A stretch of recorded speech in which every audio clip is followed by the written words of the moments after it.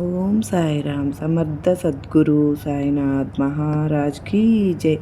మన సాయి బిడ్డలందరికీ నమస్కారం ఫ్రెండ్స్. ఎలా ఉన్నారండి? అందరూ బాగున్నారు కదా? మన సాయినాథుని దయ వలన అందరూ సంతోషంగా సుఖంగా ఎప్పుడూ కూడా ఆనందంగా ఉండాలి అని చెప్పి మనస్ఫూర్తిగా కోరుకుంటూ ఈరోజు ఈ వీడియోని అయితే స్టార్ట్ చేస్తున్నాను. ఇక ఈరోజు బాబావారు ఏం చెప్తున్నారు అంటే, తల్లి పల్లకి ఉత్సవము హారతి చూస్తూ నా కలిసి నువ్వు గనక ఎలాంటి శుభవార్త వినబోతున్నావో స్వయంగా నీ సాయి మాటల్లోనే తెలుసుకో బిడ్డ అని సాయినాథుడు చెప్తూ ఉన్నారు ఫ్రెండ్స్. సాయినాథుడు ఈరోజు మన ముందుకు 2 హారతి పల్లకి ఉత్సవంతో వచ్చారండి. ఒకటి రెండిట్లో ఏది చూసినా కూడా ఎలాంటి గుడ్ న్యూస్ వినబోతున్నారంటే, హారతి చూసినా మీ భవిష్యత్తు ఎలా ఉండబోతుందో సాయినాథుడు కూడా మనకు స్వయంగా బాబావారి మాటల్లోనే తెలుసుకుందామండి. ముందుగా మీకు చెప్పేది ఒకటే ఫ్రెండ్స్, మనస్ఫూర్తిగా మీ సమస్య కానీ కోరిక కానీ లేదంటే మీరు ఎలాంటి శుభవార్త అయితే కావాలనుకుంటున్నారో సాయినాథుడు మీ ముందే ఉన్నారు అని చెప్పి ఊహించుకుని బాబావారి కళ్ళల్లోకి చూస్తూ మీరు ఒక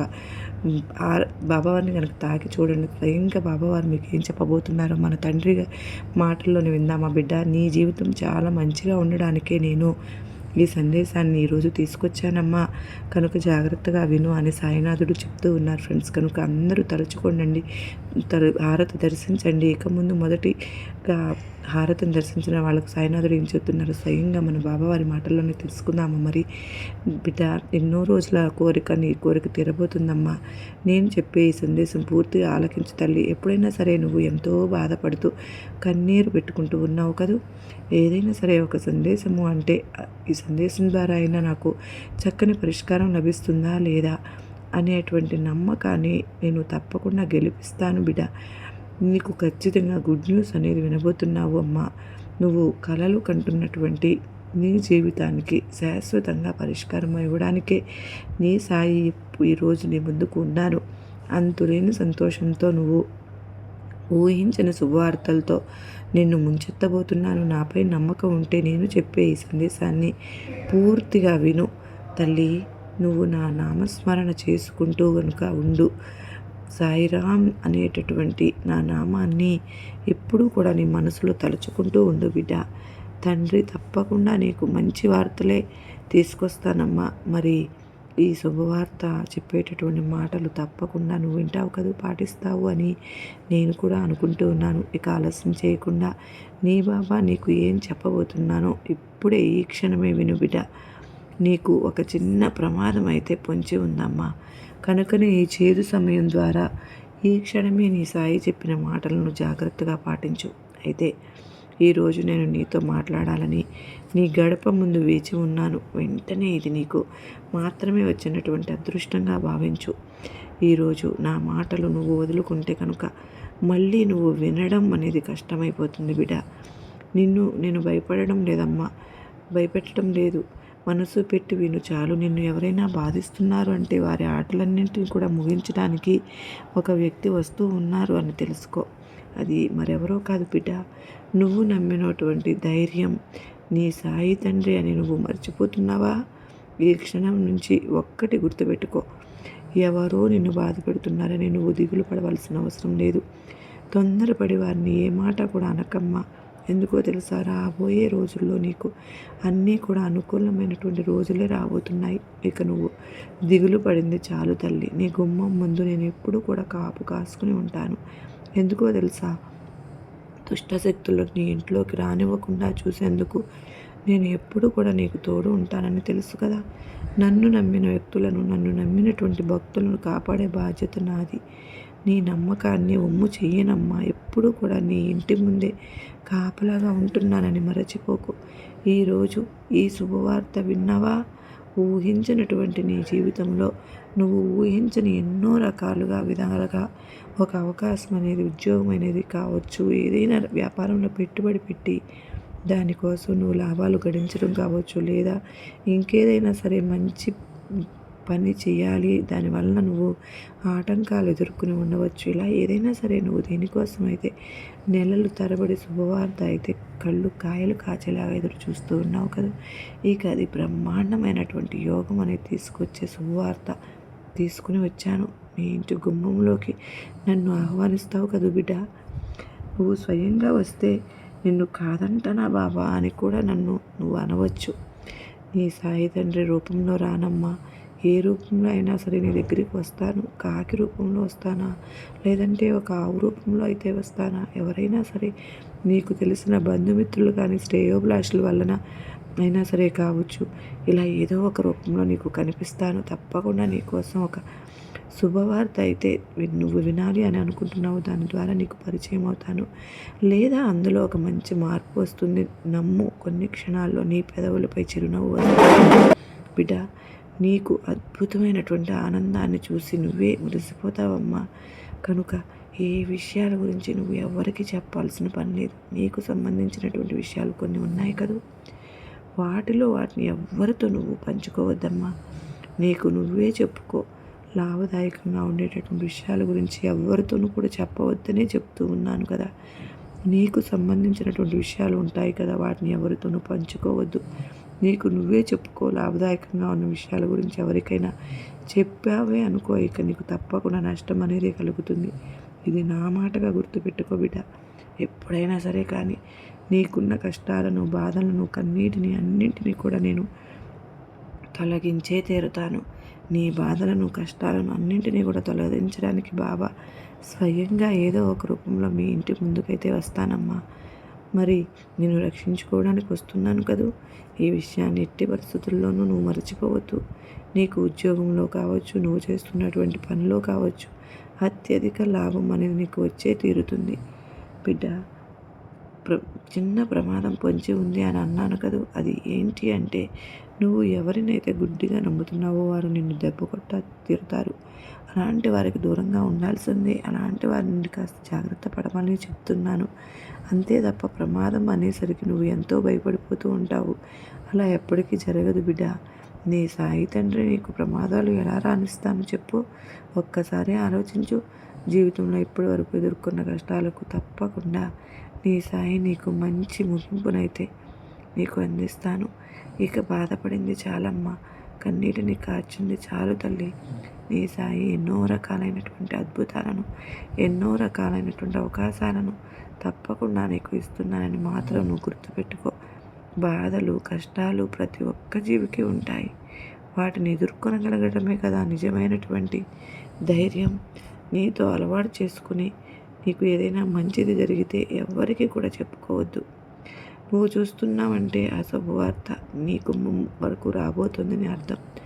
నా మాటలు నీకు సంతోషాన్ని ఇచ్చాయి కదా, ఇంకేం కావాలి చెప్పు. జాగ్రత్తగా విను. నీ జీవితంలో ఒక ఊహించినటువంటి అద్భుతాన్ని అయితే నువ్వు చూస్తావని మళ్ళీ మళ్ళీ నీకు గుర్తు చేస్తున్నాను బిడ్డ. మరి ఇదేంటి బాబా, ఎప్పుడు కూడా శుభవార్తలు అని చెప్తున్నారు, కానీ నాకంటూ మంచి శుభవార్తలు ఎప్పుడు కూడా రావడం లేదు. నాకు నిజంగా కూడా సంతోషం ఇచ్చే శుభవార్తను మీరు ఇస్తున్నారు. కనుక నేను మిఠాయిని సిద్ధం చేసుకుని అందరికీ పంచిపెడతాను బాబా. ఇక నీ దిగులు అనేది విడిచిపెట్టమ్మా. సంతోషంగా ఉండు. క్షణాల్లో ఆ శుభవార్తను నీకు కంటపడేలాగా నేను చేస్తాను. వెంటనే నువ్వు సంతోషంతో ఉంటావు. నీ గురువును, నీ సాయి తండ్రిని ఈ క్షణం నుంచి నువ్వు ఇంకా ఇంకా నమ్ముకుంటావు. నాపై నువ్వు ఏర్పరచుకున్నటువంటి నమ్మకాన్ని నేను ఎప్పుడు కూడా ఏమిచ్చి రుణం తెచ్చుకోవాలో నాకే అర్థం కావడం లేదు. ఎలా అయినా సరే నేను నీతో సహాయపడుతూనే ఉన్నాను అనేటటువంటి ఆనందం నాకు తెలుసు. శుభాకాంక్షలమ్మా. ముందుగా ఈ శుభవార్త వింటున్నావు అంటే ఈ అదృష్టం నీదే బిడ్డ. నువ్వు విడిచిపెట్టవద్దమ్మా. నా మాటలు ఎంతో ఆనందాన్ని నీకు కలిగిస్తాయి అన్న విషయాన్ని నేను ఎప్పుడూ కూడా గుర్తుపెట్టుకుంటాను. ఇక సంతోషంగా నీ జీవితాన్ని అనేక రకాలైనటువంటి అద్భుతాలను నీ బాబా నీకు ఖచ్చితంగా అయితే కల్పించబోతున్నానని, మళ్ళీ మళ్ళీ నీకు ఈ అవకాశాలను ఇస్తాను అని ఎన్నో రకాలైనటువంటి అంతులేని శుభవార్తలతో నీ గడప ముందు వేచి ఉంటాను బిడ్డ. మళ్ళీ నీకు గుర్తు చేస్తున్నాను చూడు. ఇక సంతోషంగా ఉండు. నీకైనా మంచి వార్తలన్నీ నేను తీసుకొచ్చేసాను. అని సాయినాథుడు మొదటిగా హారతిని దర్శించిన వాళ్ళకి అయితే చెప్పారండి. సో చూచారు కదా ఫ్రెండ్స్. తరువాత పల్లకి ఉత్సవం తీసుకొచ్చారనమాట. ఇక రెండవ పల్లకి ఉత్సవంలో స్వయంగా మన సాయినాథుని మాటల్లోనే సందేశాన్ని విందాము. తల్లి, నువ్వు చేసే పని ఏదైనా సరే కానీ పూర్తిగా చేయి బిడ్డ. ఒక్కసారి ఇది పూర్తిగా విను. ఇంతవరకు నీ పని నువ్వు చేసుకుంటూ వెళ్తూ ఉన్నావు కదూ. నిజమే, నేను కూడా ఒప్పుకుంటాను. ఎందుకంటే ఎంతో శ్రమించావు, కష్టించావు. ప్రతిఫలాన్ని ఆశించకుండా గుడ్డిగా నీ పనిని నువ్వు చేసుకుంటూ ఎవరు సాయం చేయకపోయినా సరే ఆ పనిని చాకచక్యంగా చేసుకుంటూ ఇంతవరకు నెట్టుకుంటూ వచ్చావు. ఇప్పటి నుంచి గెలుపుని పొందబోతున్నావు. అమ్మ నాన్న ఆశతో నీ పనిని నువ్వు చేసుకుంటూ వస్తున్నావు కదూ. ఇతరుల చుట్టూ ఉన్నవారు నీపై విషం చిమ్మాలని చూస్తున్నారమ్మా. అసలు నీకు ఈ శత్రువులు ఎందుకు తయారయ్యారు? అసలు నీకు ఈ నలుగురిలో గౌరవాన్ని చెడగొట్టాలని అనుకుంటున్నారు బిడ్డ. నువ్వు మాత్రం కూడా మంచిగా ఉన్నా సరే ఈ సమయంలో ఒక చెడు వ్యక్తిగా నిన్ను చూపించాలని ఎన్నో రకాలైనటువంటి ప్రయత్నాలు చేస్తున్నారు. అందుకే అవేమీ పట్టించుకోకుండా నీ పనిని నువ్వు చేసుకుంటూ ధైర్యంగా ముందడుగు వేస్తూ ఉన్నావు. ఒంటరిగా ఉన్నా సరే నీకు నువ్వే ధైర్యం చెప్పుకుంటున్నావు. అన్నింటిలో కూడా నాకు నా బాబా సాయం చేస్తారు అన్న నమ్మకాన్ని ఎప్పుడు కూడా నువ్వు అసలు మర్చిపోవడమే లేదు. నమ్మకాన్ని పెంచుకుని ధైర్యంగా నీకు నువ్వే ధైర్యం చెప్పుకుంటూ ఉన్నావు కదూ. నాపై ఉన్న నమ్మకానికి ధన్యవాదములు చెప్పుకుంటున్నానమ్మా. నీకోసం నీకు ఉన్నటువంటి చిన్నపాటి సమస్యలు కూడా నేను దూరం చేయబోతున్నాను.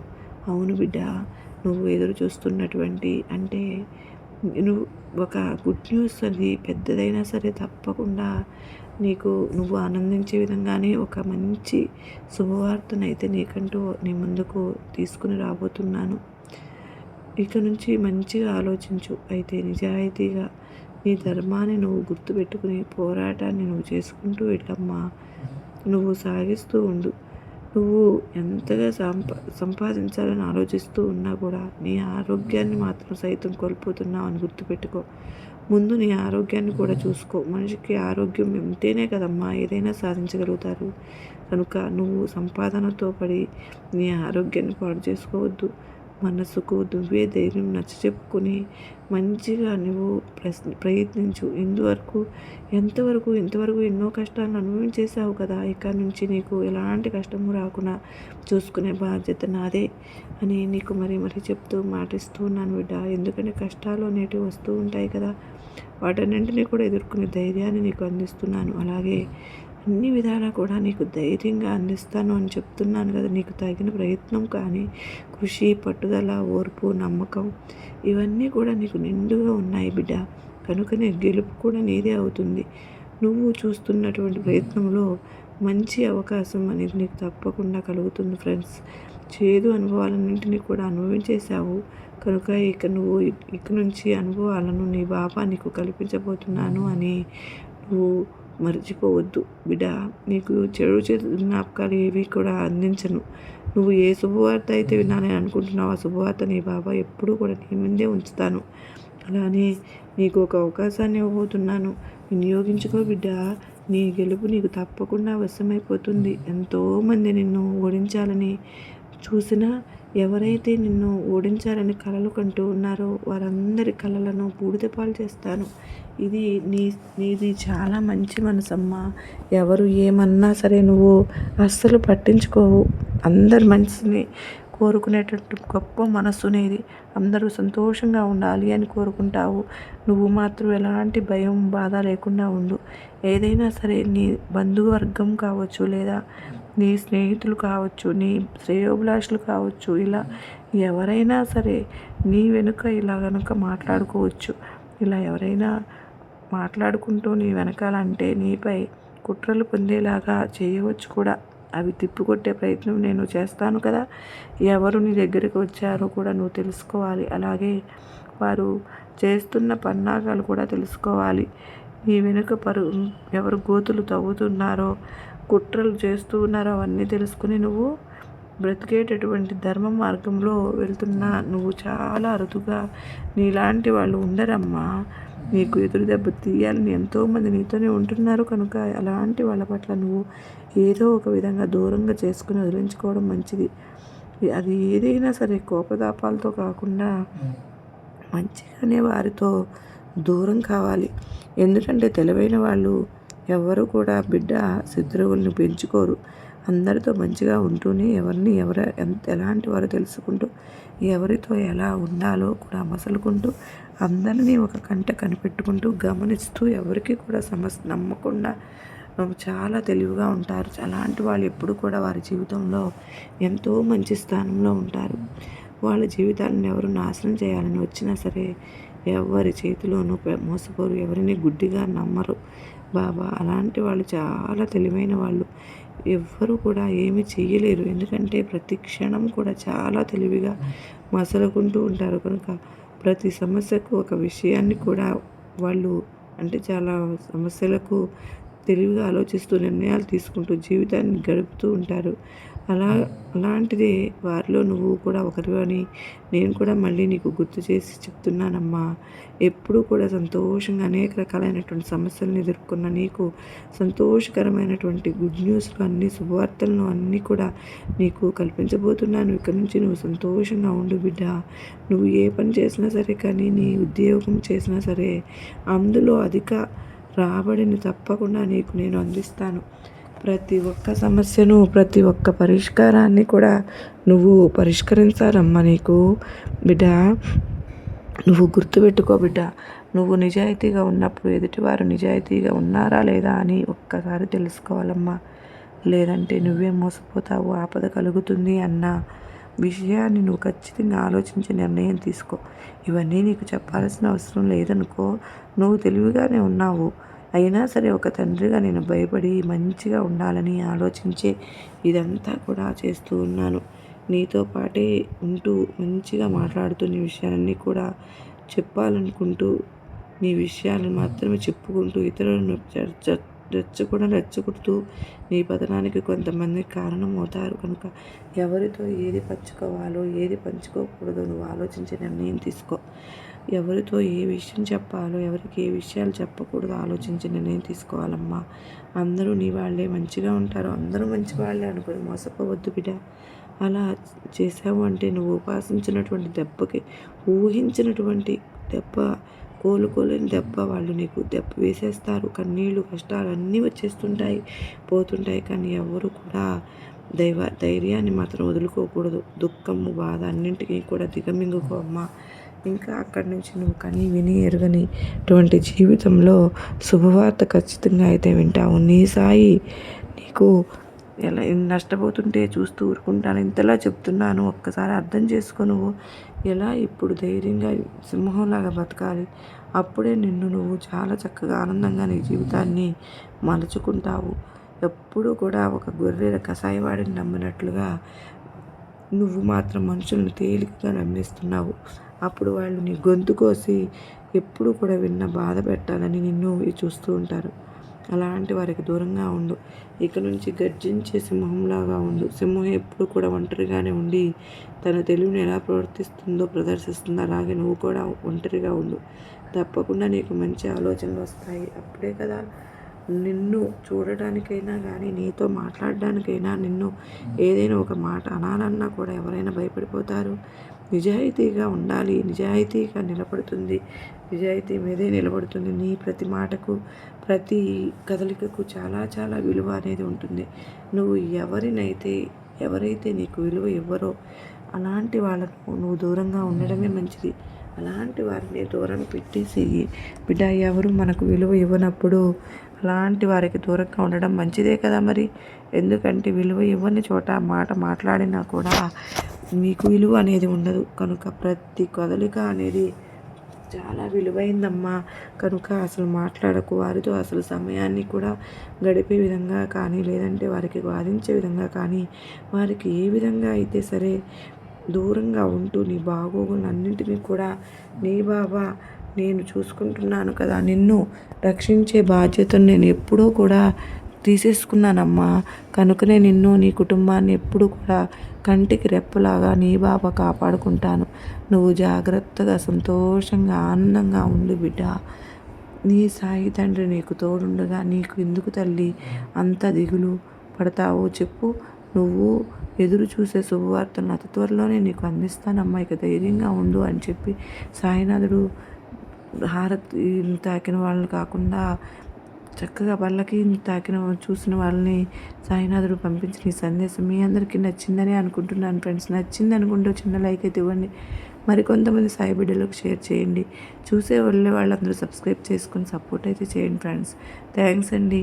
మీరు నాకు ఇప్పుడు ఇలాగే సపోర్ట్ ఇస్తూ ఉంటే బాబావారి ప్రేరణతో నేను ఖచ్చితంగా మంచి మంచి వీడియోస్ బాబావారు మీకు షేర్ చేస్తారు. బాబా ఎప్పుడూ కూడా మనకు ఏ అవసరం ఏది కావాలా అనేది సాయినాథుని చేతుల్లోనే ఉంటాయండి. ఎన్ని ఎదురు దెబ్బలు తగిలినా, ఎన్ని కష్టాలు ఎదురైనా, ఎన్ని నష్టాలు ఎదురైనా సరే గెలవాలి అనే ఓపికతో ప్రయత్నం చేయండి అని చెప్తూ ఉంటారు. నీ మనసుని ధైర్యంగా ఉంచుకున్నావు అంటే కనుక ఆ లక్ష్మే నిన్ను ఇంకా దగ్గరకు చేస్తుందమ్మా. నీ కష్టానికి తగ్గ ఫలితం నేను కూడా ఇస్తాను. ఇక ఆనందంగా ధైర్యంగా ముందు నువ్వు సాయి బిడ్డవి తల్లి. నువ్వు భయపడాల్సిన పని ఎందుకమ్మా? భయపడాల్సిన అవసరం అంతకన్నా లేదు. అన్నీ నేను చూసుకుంటాను బిడ్డ, నువ్వు ధైర్యంగా ఉండు అని సాయినాథుడు అంటూ ఉన్నారు ఫ్రెండ్స్. ఈరోజు సాయినాథుడు తన బిడ్డలకు ఇలాంటి చక్కటి సందేశాన్ని అయితే ఇచ్చారండి. వాళ్ళ మనసుల్లో వాళ్ళు ఏదైతే కోరుకుంటున్నారో, ఏ నెంబర్ అయితే తాకారో, అంటే బాబావారిది హారతి కానీ అది రెండిట్లో ఏదైనా తాకారో మంచి కోసమే చెప్తారు కదండి. అలాగే సాయినాథుడు ఎవరి నుంచి ఏ మాట పలికిచ్చినా సరే ఆయన ఆజ్ఞ లేనిది ఆ మాట రాదు ఫ్రెండ్స్. మంచో చెడో సాయినాథుని గురించి చెబుతూ ఉన్నప్పుడు కాస్త వినండి ఫ్రెండ్స్. ఆ తండ్రి ఏం చెప్తున్నారో కాస్త ఆలోచించండి. దానిలో మీకు సంబంధించినటువంటి విషయం కానీ ఉన్నట్లు మీకు అనిపిస్తే మాత్రం ఖచ్చితంగా దాన్ని అనుసరించండి. మంచి జరుగుతుంది, శుభమే జరుగుతుంది. మీరు అనుకున్న దాంట్లో విజయం సాధిస్తారు. ఇందులో ఎలాంటి సందేహము లేదు. మీరందరూ కూడా ఎప్పుడు సుఖ సంతోషాలతో ఆయురారోగ్యాలతో ఉండాలని సాయినాథుని తరపున నేను కూడా మనస్ఫూర్తిగా కోరుకుంటూ అందరూ బాగుండాలి, అందరిలో నేను ఉండాలని, మీ అందరికీ కూడా సాయినాథుని ఆశీస్సులు దొరుకుతాయని సర్వేజన సుఖినో భవంతు.